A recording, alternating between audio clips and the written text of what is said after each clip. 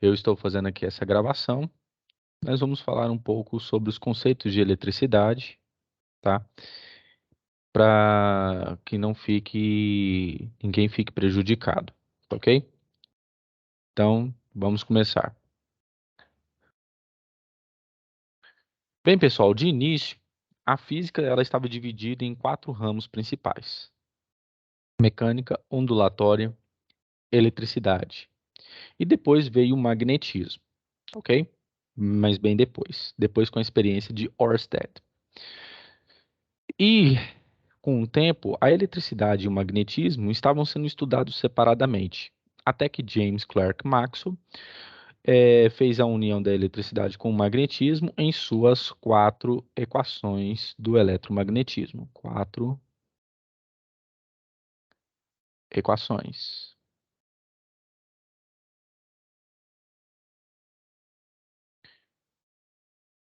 Muito bem. Então, a eletricidade passou a ser dividida em 3 grandes ramos: eletrostática, eletrodinâmica e eletromagnetismo. A eletrostática, pessoal, ela estuda os fenômenos relacionados às cargas elétricas de maneira estática, ou seja, sem movimento. Não é possível estudar aqui os fenômenos que acompanham quando a eletricidade está em movimento. Essa categoria já é determinada pela eletrodinâmica, que já estuda esses fenômenos quando as cargas estão em que? De maneira dinâmica, quando elas estão fluindo, principalmente em questão de circuitos. Com o tempo, a eletricidade ela foi determinada de acordo com alguns experimentos. Neste caso aqui, esse aqui foi a experiência da gota de Millikan.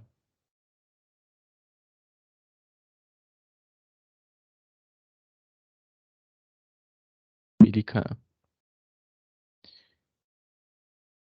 em que colocava-se uma cuba, gotejava-se em placas eletrizadas gotas de óleo, e a placa era carregada positivamente e outra era carregada negativamente.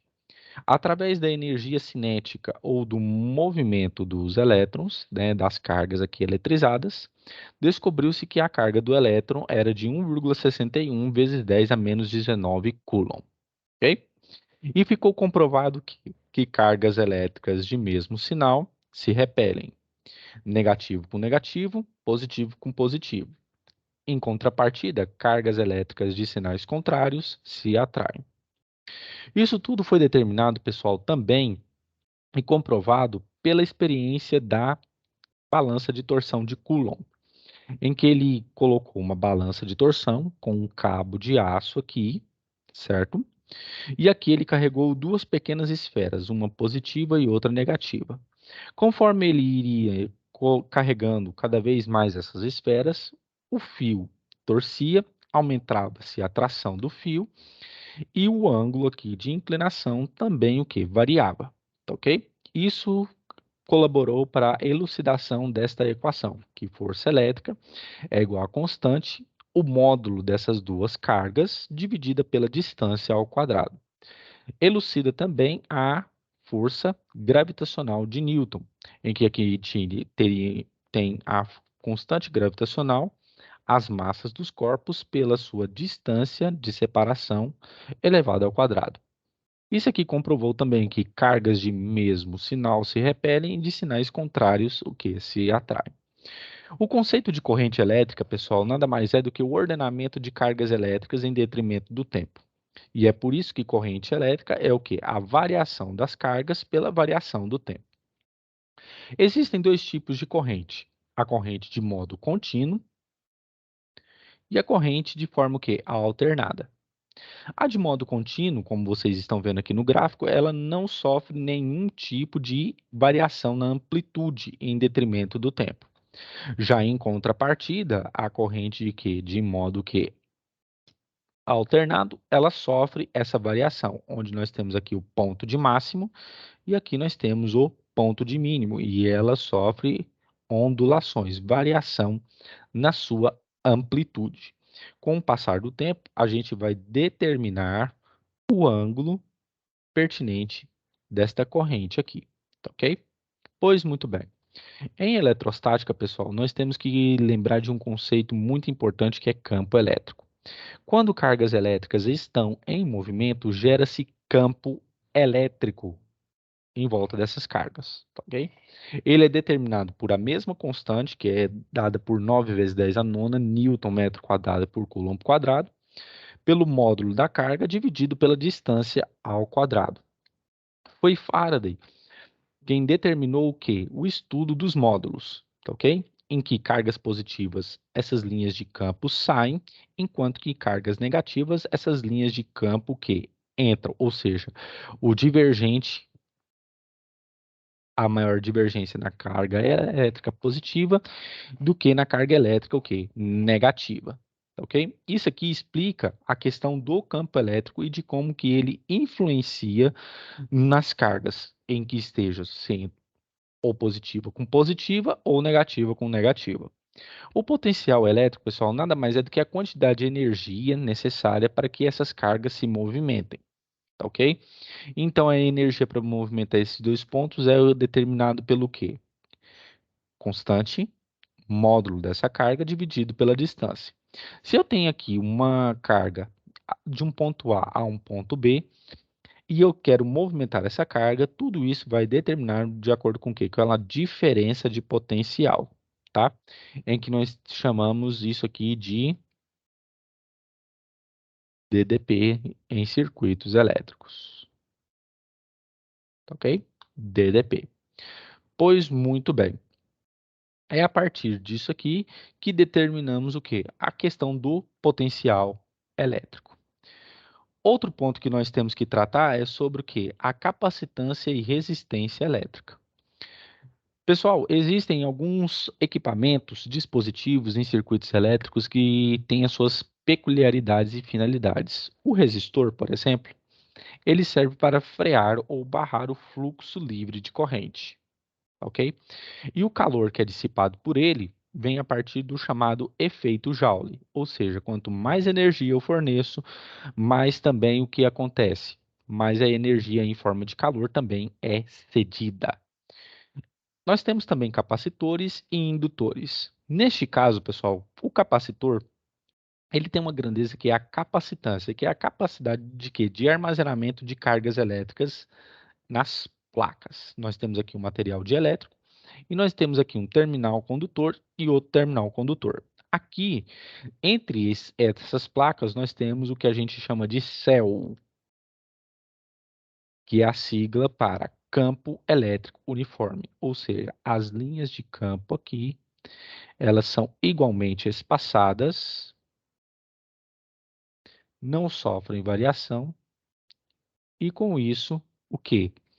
Armazena-se carga elétrica.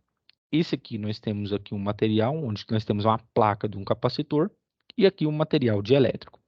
A capacitância, pessoal, ela é determinada pelo E-epsilon0, certo?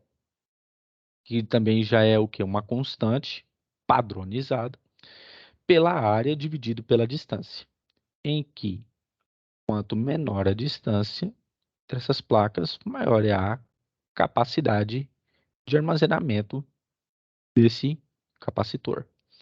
A quantidade de carga armazenada é determinada pelo quê? Capacitância pela tensão deste capacitor. Esse aqui é o que nós chamamos de efeito franja, em que num capacitor, como eu disse aqui, nós temos um campo elétrico uniforme. Nós temos aqui a atuação de um campo em que as linhas de campo saem do ponto positivo, ou seja, da carga da placa carregada positivamente, até uma placa carregada negativamente. Na empresa, pessoal, nós temos o quê? Os bancos de capacitores. Por que que são muito necessários os bancos de capacitores? Os bancos de capacitores são usados justamente para o quê? Para que quando eu preciso trabalhar ou desempenhar um trabalho que gera 24 horas, então o que que acontece? Eu preciso de um banco de capacitores. Por exemplo, se esse capacitor que eu estou apontando aqui está fornecendo energia para este painel, esse daqui está sendo carregado. Quando esse aqui descarregar, este aqui libera a energia que foi armazenada, enquanto esse aqui está o quê? Carregando. Essa é a finalidade de um banco de capacitores, tá ok? Em segundo ponto aqui, nós temos que tratar da resistência. Como eu disse para vocês, resistência é a barreira pela qual a corrente sofre o quê? Passagem, tá ok? Nós temos os resistores, que nós temos a resistência que é determinada pelo multímetro, em que é o quê? O equipamento que determina tensão, corrente, seja ela alternada ou contínua, e também determina o quê? A resistência. As duas leis que demonstram isso são as leis de Ohm. A primeira lei de Ohm relaciona a diferença de potencial com a resistência à corrente, que é V igual a RI, em que eu tenho um circuito em que eu tenho aqui uma DDP, né, que a gente chama de epsilon, ou simplesmente V, em que temos aqui uma placa negativa e uma placa de polaridade positiva, a circulação de corrente, e aqui nós temos a resistência elétrica. Para determinar isso aqui, pessoal, lembre-se, a primeira lei de Ohm é uma função do primeiro grau, em que resistência e corrente são grandezas inversamente proporcionais, enquanto que tensão e corrente são grandezas diretamente proporcionais, tá ok? Aqui nós temos dois gráficos que nós comprovamos aqui que esse gráfico não é uma reta, que é um gráfico de uma função do primeiro grau, o que significa que esse resistor é não ôhmico, ou seja, não obedece à primeira lei de Ohm. Em contrapartida, a segunda lei de Ohm é o quê? É determinar a resistência dos materiais. Todo material, seja ele elétrico, isolante, supercondutor ou não, ele tem uma resistência própria, uma resistência interna, que é calculado pela resistividade desse material, o comprimento pela sua área, que é a segunda lei de Ohm. Por que que é tão importante essa segunda lei de Ohm? Porque cada material ele vai determinar a capacidade de quanto, né, esse material ele pode o quê? Ele vai ter maior facilidade ou dificuldade de transmitir corrente elétrica, tá ok? Cada resistor, pessoal, ele é determinado pelo quê? Pelas cores.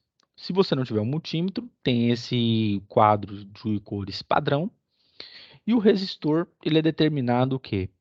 Pelas cores que ele vem.